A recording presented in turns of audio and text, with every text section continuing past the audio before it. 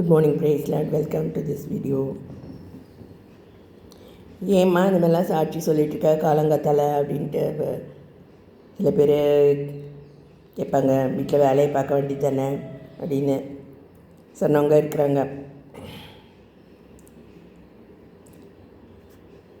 கொஞ்ச நாள் நானும் கத்திட்டு இருந்தேன். வீட்டில் 200 மில்லியை போட்டு வந்துட்டா போல இருக்குன்னெலாம் சொன்னாங்க. அந்த மாதிரி வாசனம் சொல்லிகிட்டு இருந்தேன். இப்போ அதான் கர்த்தர் ஒரு இருதயத்தை பண்படுத்தி அதுக்கப்புறம் நம்ம விதைகளை தூவினா தான் அது பலிக்கும். நம்ம என்னதான் இல்லைன்னா கற்றுனாலும் அது அவங்க 200 மில்லியை போட்டு வந்துட்டா அப்படின்னு தான் சொல்லுவாங்க. எனக்கு நான் பார்த்தே அறியாத ஒரு போதகர் இருந்தார் ட்ரிச்சியில். அவர் பாஸ்டர் கிங்ஸ்லி. அவர் இந்த பரிபூர்ண ஜீவன் அப்படி ஒரு பத்திரிக்கை நம்ம வீட்டில் வந்துட்டுருக்கோம். ஏஜி சபை பத்திரிக்கை. அது மூலமாக அவர் அருமையான சத்தியங்களை அவர் சொல்லிட்டு இருந்தார். அதில் ஒன்று தான், சின்ன விசுவாசமாக இருந்தாலும் சொந்த விசுவாசமாக இருக்கணுங்கிறது தான். உதாரணத்துக்கு பார்த்திங்கன்னா, நாங்கள் ஹாஸ்டல்லேருந்து சபைக்கு போவோம் இல்லையா, அப்போ மேக்ஸிமம் 5 ரூபா தான் என்னால் காணிக்க கொடுக்க முடியும்.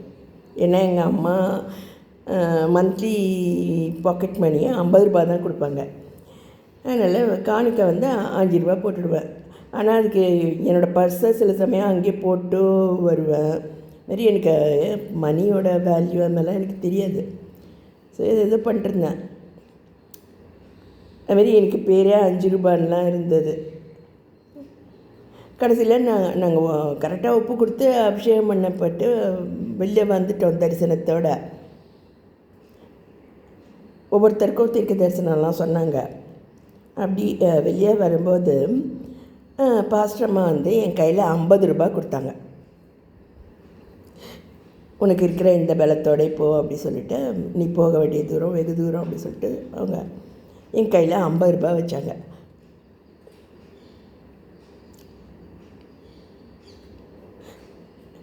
சில பேர் என்ன நினைக்கிறாங்க, இவ்வளோ பணக்கார சபையாக இருக்குது, அவங்க நினச்சா எனக்கு பெரிய வீட்டை குடும்பத்தை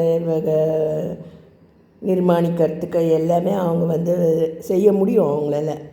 ஆனால் அவங்க செய்ய மாட்டாங்கன்னா, என்னுடைய சொந்த விசுவாசத்தில் நான் அதை கட்டணும் அல்லது என்னுடைய சொந்த முயற்சியில் சொந்த காலில் நான் நிற்கணுங்கிறது தான் அவங்களுடைய எல்லாத்தையும் சொல்லவும் மாட்டாங்க. இந்த பொண்ணு என்ன செய்யணுங்கிறத அவளுக்கு நீர் காட்டும் ஆண்டவரேன்னு தான் ஜெபம் பண்ணுவாங்க.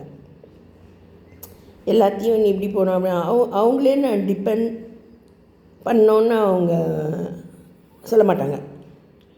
ஸோ அதுதான் அந்த 50 ரூபாவுடைய என்னுடைய சத்தியம்னு நான் சொல்லலாம்.